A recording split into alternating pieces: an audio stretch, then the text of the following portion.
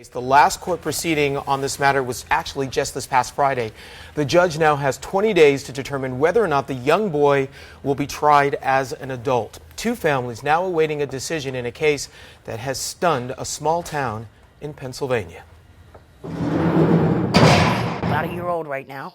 1 year ago, Debbie Hauk was looking forward to the arrival of a grandchild. Her daughter Kenzie was expecting a baby boy. What's the mud? Hauk never imagined this would end up being the only place to visit them. It shouldn't have been her. Last February, Kenzie Hauk was shot to death. She was 8.5 months pregnant. You feel like in the winter you want to go take blankets and cover her because I know she's froze. But she's not there. And I got to realize that. As Kenzie's family struggles with her loss, Chris Brown says his world has also been shattered. He was Kenzie's fiancé, the father of her expectant child. And one more thing, Brown is also the father of the suspected killer, 12-year-old Jordan Brown. I get up and go to work and come home and lose everything. You know, Kenzie, the baby, now Jordan's facing potential life in prison without the possibility of parole as an adult. Jordan was an 11-year-old fifth grader at the time of the killings. Now 12, he could be tried as an adult. If convicted, it's believed Jordan would be one of the youngest ever sentenced to life, a punishment Kenzie's family says he deserves, when his father says he does not. Anybody being put in my position would have to ask themselves, what would you do? Would you turn your back on your own son because somebody else believes he's guilty? Not me. If it means him going to prison for life, like I said, he's serving one life sentence. He took 2 lives. A year ago, Jordan lived in this farmhouse in western Pennsylvania with his father. Kenzie also lived there with her 2 daughters from a previous relationship. Prosecutors say February 20th last year, before leaving for school, Jordan got his youth model 20-gauge shotgun, walked into Hauk's bedroom, and shot her in the back of the head while she slept. According to police, after Jordan shot Kenzie, he took the spent shell casing and threw it out into the woods. Then they say he just walked out to the road and caught the school bus.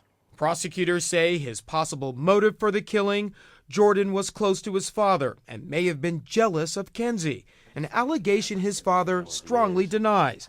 Every day he visits Jordan at the juvenile detention center where he's being held. He still asks about Kenzie. He sheds tears, he cries. He misses her, he misses the girls. Under Pennsylvania law, anyone over age 10 accused of criminal homicide is charged as an adult. The state has about 450 juveniles currently serving life sentences. According to juvenile justice experts we spoke with, nationally, there are more than 2,500. Jordan's fate will be decided any day now by a judge. He's never lied to me about anything. I have no reason to believe that he's lying right now.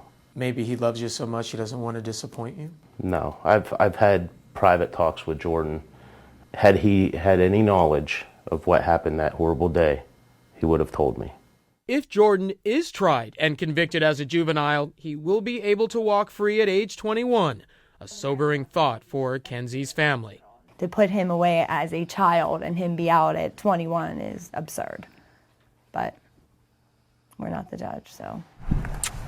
I've lost my daughter and my grandson. Death is final. Ain't nothing gonna bring her back or him. And justice needs to be served. Bye, Mommy. Bye, baby Christopher. I love you, Mommy. Love you, baby Christopher. Well, Chris Brown is so committed to defending his son Jordan that he's lost his job and has gone through all of his finances. Supporters have started a website to help raise money. The Hauks obviously not pleased when they heard about it, saying the focus should be less on Jordan's age and more on the crimes that were committed. So what's the level of evidence that the prosecution has in here to prove that he did it, because the father, as you say, clearly is saying my son had nothing to do with it. That is correct. Jordan's father says he did not do it, as well as Jordan's attorneys. The prosecutors basically have some physical evidence that is being challenged, including the gunpowder, the shell casing, gunpowder on Jordan's clothes. Again, all of this being challenged by Jordan's attorneys. So he has not been convicted. The question is whether to try him. That is correct. The question at this point is whether or not to try him as a juvenile or an adult. And you know what's interesting about this case is it's not just this case.